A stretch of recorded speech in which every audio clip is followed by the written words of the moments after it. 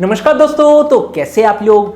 तो आज सैमसंग ने इंडिया में लॉन्च कर दिया अपना गैलेक्सी M31s जो कि लॉन्च हुआ है एग्जैक्टली 1500 रुपए पे। वैसे ये वीडियो बनाने से पहले मैं बहुत सारे यूट्यूबर्स के वीडियो देख रहा था और उसमें से मैं पर्टिकुलर कुछ यूट्यूबर्स के बारे में बात करना चाहूंगा जिनका सब्सक्राइबर बहुत ही ज्यादा है, जो कि बॉक्स ओपन करने में बहुत ज्यादा एक्सपर्ट है, जो कि सैमसंग के फोन को बहुत ज्यादा बढ़िया कहते हैं लेकिन स्पेशली Xiaomi के फोन्स का बेन टेस्ट करते। मैं दरअसल वो यूट्यूबर की बात कर रहा हूँ। मैं दरअसल उनके वीडियो देख रहा था और मैं ये देखना चाहता था कि ये जो गैलेक्सी M31s लॉन्च हुआ है इसके बारे में और स्पेशली इसके प्रोसेसर, इसके परफॉर्मेंस के बारे में उनका क्या कहना है। मैंने आज जो भी यूट्यूबर्स का वीडियो देखा, मैंने ये चीज नोटिस किया कि किसी रिव्यूअर ने इसके प्रोसेसर के परफॉर्मेंस के बारे में कुछ चीजें बताई नहीं, इसलिए मुझे लगा कि ना, इसके बारे में मुझे बात करना ही चाहिए। तो चलिए आज हम गैलेक्सी M31s नाम के एक स्मार्टफोन का बुराई शुरू करते हैं। वैसे इस स्मार्टफोन का हम बस बुराई नहीं करेंगे, पहले हम देखेंगे कि इसमें क्या क्या अच्छी बात है। ऐसा नहीं कि इसका प्रोसेसर ये पर बाकी कुछ बुरा है, इसमें बहुत सारे ऐसा खासियत है जो कि आपको इस प्राइस रेंज में और किसी भी स्मार्टफोन में नहीं मिलेगा। तो पहला तो हम देखेंगे इसका प्राइस। ये स्मार्टफोन दो वेरिएंट में लॉन्च हुआ है, 6 120GB और 8 120GB।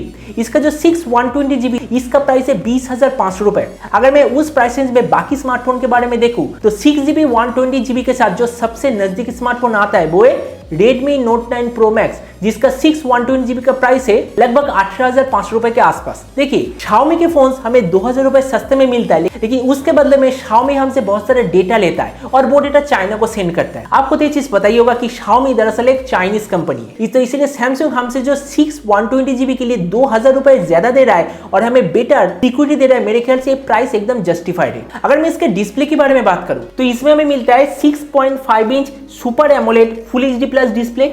इसका स्क्रीन टू बॉडी रेशियो है 91% से भी ज्यादा। ये दरअसल 20:9 एस्पेक्ट रेशियो के साथ आता है। और अगर इसके प्रोटेक्शन की बात करते हैं, इसमें हमें मिलता है गोरिल्ला ग्लास 3 का प्रोटेक्शन। डिस्प्ले के मामले में मैं इसे 5 आउट ऑफ 5 देना चाहूंगा, क्योंकि दुनिया पे जितने भी स्मार्टफोन अवेलेबल है उसमें से ज्यादातर स्मार्टफोन में सैमसंग का डिस्प्ले मिलता है और सैमसंग का डिस्प्ले कहा जाता है कि दुनिया का सबसे बेहतरीन क्वालिटी का डिस्प्ले होता है और इसमें तो हमें सुपर एमोलेड डिस्प्ले भी मिलता है, तो इसलिए डिस्प्ले के मामले में इसमें कोई प्रॉब्लम नहीं है। मैं इसे 5 आउट ऑफ 5 स्कोर देना चाहूंगा। नेक्स्ट हम देखेंगे इसका कैमरा। तो इसमें हमें मिलता है 64, 12, 5 और 5 मेगापिक्सल का बैक कैमरा सेटअप। इसका जो 64 मेगापिक्सल बैक कैमरा वो दरअसल है Sony IMX682 sensor, 12 megapixel ultrawide sensor, 5 megapixel depth sensor और 5 मेगापिक्सल मैक्रो सेंसर। उसके साथ 32 मेगापिक्सल का फ्रंट कैमरा मिलता है। अगर मैं इस प्राइस रेंज की बात तो छोड़ ही दूं, अगर मैं 25,000 रुपए तक कोई भी स्मार्टफोन देखूं तो इसके जैसा कैमरा सेटअप हमें यार कोई भी स्मार्टफोन में बिल्कुल भी नहीं मिलेगा। तो इसीलिए बैक कैमरा और फ्रंट कैमरा के मामले में भी मैं इसे 5 आउट ऑफ 5 देना चाहूंगा। मतलब कैमरा के मामले में इसमें कोई कॉम्प्रोमाइज बिल्कुल भी नहीं है। इसके बाद देखेंगे इसका रैम और स्टोरेज। ये स्मार्टफोन टोटल दो वेरिएंट पे लॉन्च हुआ है, 6 128 और 8 120GB। वैसे इसका जो रैम मेरे ख्याल से LPDDR4X क्वालिटी का है और अगर इसका रोम भी, मतलब अगर इसका इंटरनल स्टोरेज भी एटलीस्ट UFS 2.1 होता है तो ही मैं इसे बहुत ही बढ़िया कहूंगा, क्योंकि इसके रैम और स्टोरेज क्वालिटी के बारे में कोई इंफॉर्मेशन अवेलेबल नहीं है, इसलिए मैं इसके रैम और स्टोरेज को 3 आउट ऑफ 5 देना चाहूंगा।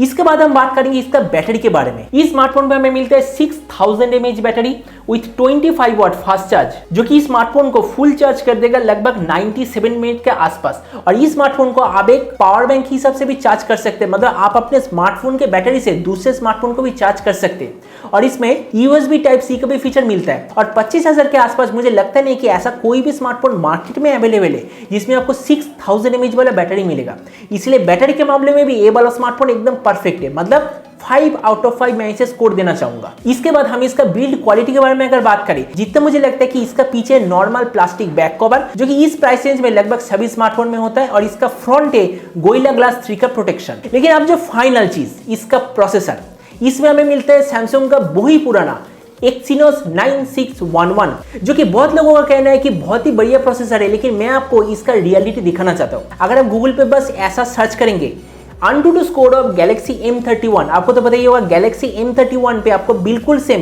Exynos 9611 प्रोसेसर मिलता था।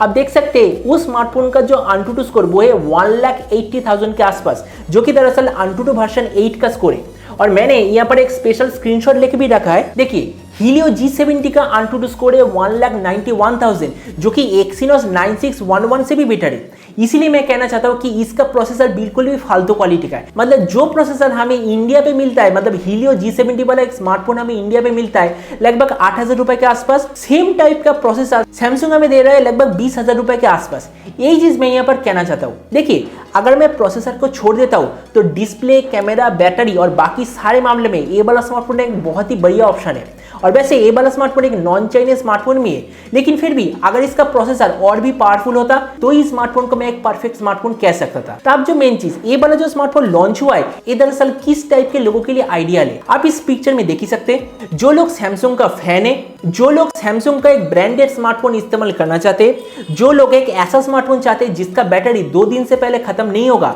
जो लोग इस प्राइस रेंज का सबसे बेहतर कैमरा स्मार्टफोन लेना चाहते हैं, ये स्मार्टफोन उस इंसान के लिए सबसे परफेक्ट है। लेकिन अगर आप सोच रहे हैं कि मैं एक branded all round non Chinese smartphone खरीदूंगा और उसमें मैं कभी कभार थोड़ा बहुत गेम भी कर लूंगा, मतलब पबजी या फिर कॉल ऑफ ड्यूटी खेल लूंगा, तो मेरे ख्याल से आपको एक स्मार्टफोन नहीं खरीदना चाहिए। मतलब अगर आपके मन में ऐसा ख्याल है कि आप थोड़ा बहुत गेमिंग करोगे तो मेरे ख्याल से आपको ये स्मार्टफोन नहीं लेना चाहिए। अगर आपके मन में गेमिंग के अलावा बाकी सारे पर्पस के लिए स्मार्टफोन लेना चाहते हो तो इससे बढ़िया स्मार्टफोन आपके लिए और कोई भी नहीं है इस प्राइस रेंज में। यही चीज दरअसल मैं एक्सपेक्ट कर रहा था बाकी के यूट्यूबर से, क्योंकि मैंने देखा है कि किसी यूट्यूबर ने ये जो Exynos 9611 का जो ओरिजिनल परफॉर्मेंस, मतलब इसका परफॉर्मेंस किस टाइप का, इसके बारे में किसी ने भी नहीं कहा। यही चीज दरअसल मैं आपको बताना चाहता था कि अगर आप ये स्मार्टफोन खरीदना चाहते हो तो यही सारी चीजें आपके मन में रखो। तो आज का वीडियो तक उम्मीद है ये छोटा सा Samsung Galaxy M31 के ऊपर जो वीडियो मैंने बनाया आपको पसंद होगा। फ्यूचर में अगर वैसे और भी अनबायस्ड रिव्यू जैसा वीडियो देखना चाहते हो तो गैजेट चैनल को सब्सक्राइब करना बिल्कुल ही मत भूलिएगा। तो मिलते हैं अगले वीडियो में, तब तक stay tuned and always remember, think positive, be positive.